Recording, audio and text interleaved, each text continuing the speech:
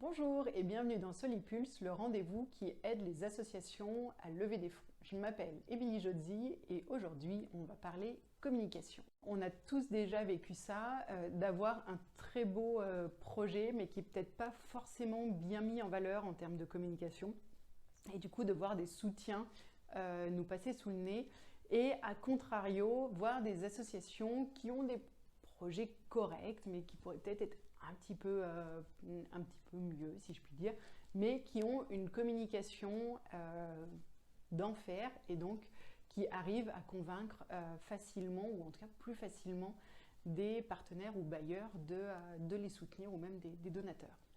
Donc, pour organiser votre communication, aujourd'hui, on va s'intéresser à deux points et le premier, ça va être l'importance de connaître son écosystème.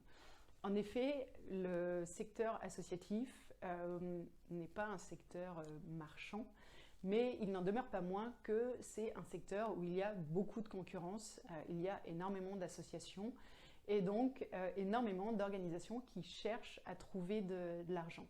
Il faut donc avoir une bonne connaissance de son écosystème et donc pour ça, je ne peux que vous inviter à réaliser, alors c'est un terme qui fait très marketing, mais un benchmark, une étude de marché des associations qui sont dans votre écosystème. Ça peut être des associations qui sont proches de vous géographiquement, ça peut être des associations qui sont proches de vous en termes de thématiques d'action, peu importe, vous connaissez beaucoup mieux votre écosystème que moi, mais l'idée c'est vraiment que vous puissiez étudier ces associations, qu'est-ce qu'elles font, où est-ce qu'elles le font, comment sont structurées ces organisations en termes d'équipes, salariés, bénévoles, quelles sont leurs ressources, où est-ce qu'elles vont trouver leurs ressources, ça peut être des bonnes sources d'inspiration, de voir qui sont les partenaires et bailleurs d'un écosystème proche, enfin d'une association proche de la sienne.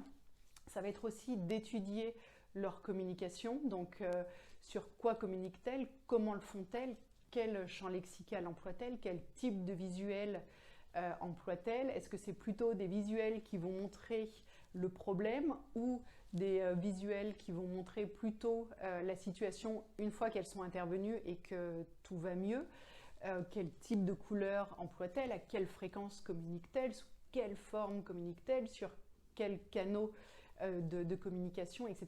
Tout cela, ça va être extrêmement important pour que vous puissiez ensuite identifier où est-ce que vous pouvez vous positionner pour vous démarquer et avoir votre univers de communication à vous et donc ainsi pouvoir vous faire remarquer plus facilement. Également, dans le cadre du benchmark, ce qui va être extrêmement important, c'est de réaliser ce qu'on appelle un SWOT. Donc ça, c'est extrêmement facilement. Ça se représente souvent sous un cube divisé en 4. Il va y avoir 2 cases où ce seront vos forces et vos faiblesses. Donc ça, c'est vraiment interne à votre association d'étudier voilà, tout ce qui fait que ça vous met en position de force, tout ce qui constitue plutôt des faiblesses et les 2 cases qui restent, là ça va être plutôt tourné vers l'externe et ça va être les opportunités que peut présenter l'actualité, votre environnement, votre écosystème et les menaces qui également peut représenter l'univers extérieur à votre association.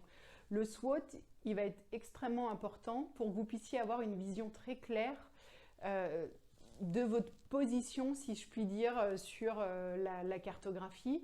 Pour cela, ce qui peut être extrêmement intéressant, c'est de ne pas le faire tout seul dans son coin, si je puis dire, mais de solliciter des personnes de votre asso, des bénévoles, des salariés, éventuellement des administrateurs.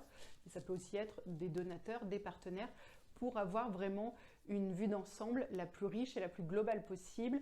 Voilà, il ne faut pas se censurer ni sur les forces ni sur les faiblesses de votre asso. Et surtout, ce qui va être intéressant après, c'est de voir de quelle manière vous pouvez capitaliser sur vos faiblesses pour en faire des forces. Le deuxième point pour votre communication, ça va être, et là j'en reviens à mon exemple du départ avec voilà, des associations qui vont avoir plus de facilité à convaincre des partenaires ou bailleurs, quelle que soit la qualité de leurs actions derrière. Ça va être vos enjeux de communication. Donc là, c'est différent des objectifs de communication, et vos enjeux de communication, ça va être vraiment lié à la perception que vous avez de votre association et celle que vous voulez véhiculer et transmettre, et celle qui est perçue par vos différentes parties prenantes. Parce que ça peut être une chose de se dire « Ah oui, moi mon association elle est comme ci, elle est comme ça, et j'en parle comme ci, comme ça ». Et en fait, on peut se rendre compte des fois que la personne en face ne perçoit pas du tout les messages que l'on véhicule de la façon dont on s'y attend, et donc elle n'a pas du tout l'image de l'association la même, en tout cas, que celle qu'on veut véhiculer. Et donc pour ça, il n'y a pas de secret. L'idée, c'est vraiment d'aller interroger toutes vos parties prenantes, donc salariés, bénévoles, donateurs, partenaires projets ou partenaires financiers, bailleurs, administrateurs. L'idée, ça va être vraiment de pouvoir questionner toutes ces personnes-là sur la perception qu'elles ont de votre asso, de vos actions, etc. Et donc là, vous allez voir s'il y a un décalage ou pas entre l'image que vous souhaitez véhiculer de votre association, la perception que vous voulez en donner, et l'image ou la perception reçue par vos interlocuteurs. Et donc là, ça va vous permettre de voir quels sont vos enjeux de communication pour permettre d'atteindre vos objectifs par rapport à cela. Et donc ces deux éléments-là sont extrêmement importants pour bâtir le socle de votre communication, parce que pour savoir où est-ce que vous pouvez aller en termes de communication, il faut savoir dans un premier temps d'où vous partez. Voilà, j'espère que ce contenu vous aura plu, j'espère surtout qu'il vous aura été utile. N'hésitez pas à le partager très largement. S'il peut aider de nombreuses associations, j'en serai ravie.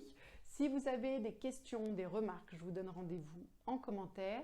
Et sinon, je vous donne rendez-vous la semaine prochaine. Prenez soin de vous. À bientôt!